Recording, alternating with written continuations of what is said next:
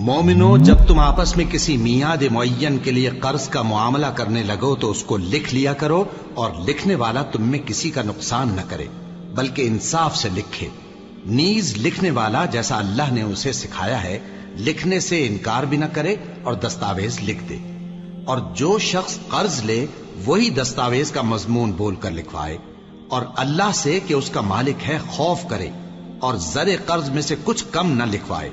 اور اگر قرض لینے والا کم عقل یا ضعیف ہو یا مضمون لکھوانے کی قابلیت نہ رکھتا ہو تو جو اس کا ولی ہو وہ انصاف کے ساتھ مضمون لکھوائے، اور اپنے میں سے 2 مردوں کو ایسے معاملے کے گواہ کر لیا کرو، اور اگر 2 مرد نہ ہوں تو 1 مرد اور 2 عورتیں جن کو تم گواہ پسند کرو کافی ہیں،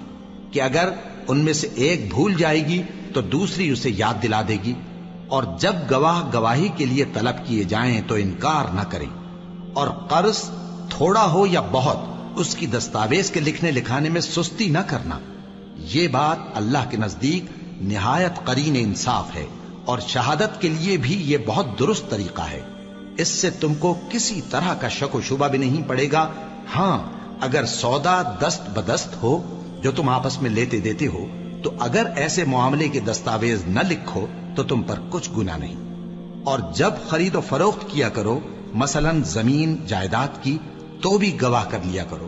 اور کاتب دستاویز اور گواہ معاملہ کرنے والوں کا کسی طرح کا نقصان نہ کریں۔